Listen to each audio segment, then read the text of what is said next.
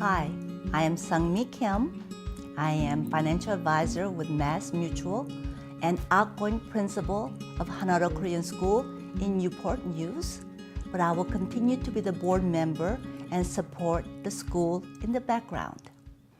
I came to United States in 1966. My father came to United States in 1959 as a Fulbright scholar, and my mother followed 2 years after that. So me and my two siblings came and joined our parents in 1966. Now, when we came to the United States, my father was living in a little town called Florence, Alabama. Now, the town had no other Asians aside from us, so we were quite unique and different. In fact, I remember people would ask to touch my hair because they had never seen a straight black hair before. When we were living in Florence, Alabama, because there was no other Asian family to speak our language, only people that I spoke the Korean language to was my parents. My siblings and I were trying to learn the English as fast as we could, so we spoke as little Korean as possible. When I went away to college at the age of 18, I stopped speaking Korean because there was actually no need to speak Korean. When I got married, I married my husband. His preferred language is also English, so you forget if you don't use it. Hanaro Korean School was started in 2004, and I had two children who attended the school, and I volunteered as a parent. That's how we got involved in Hanaro Korean School. In 2009, the then principal came to us and said that there was no one to continue the school, and asked my husband and I if we could possibly become involved and take over running of the school.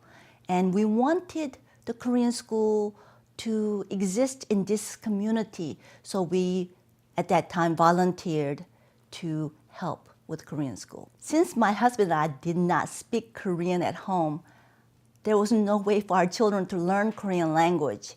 And I thought it would be best if they could attend a Korean school, get exposed to other Koreans, and learn the language from someone else aside from me. I thought learning and knowing the language and culture about Korea and who they were was very, very important, and I wanted to give them that opportunity to learn and to be exposed to that.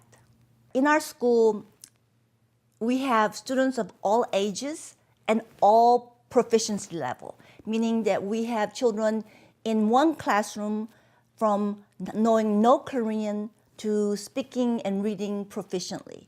So in my future for our school, I would love to have smaller classes of similar ability that will make it easier for the teachers to teach school and better for students to learn. That means that school does not have to have a lot more students, but actually we may need more teachers and more classrooms in the future.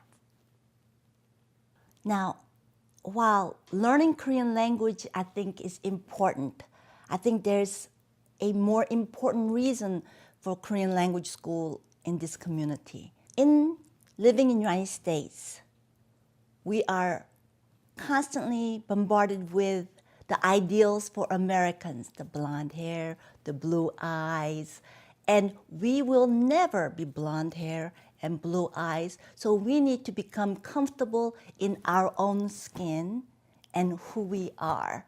So when you come to Korean school, you get to see other people that look like you, that you can feel comfortable in, that, oh, there are people that are like me, and you learn about your history, and you learn to be proud of the heritage of Koreans. And I think that's what makes school so much more important than learning the language. The comfort factor of who you are and the knowledge of where you're coming from. And I think that's what makes Korean language school so very important. I think that all of us living in this wonderful melting pot of a country sometimes forget that we look different. And when someone asks you, where are you from, and you tell them you're from Virginia, they will look kind of surprised because they're asking about our heritage, where we originally from.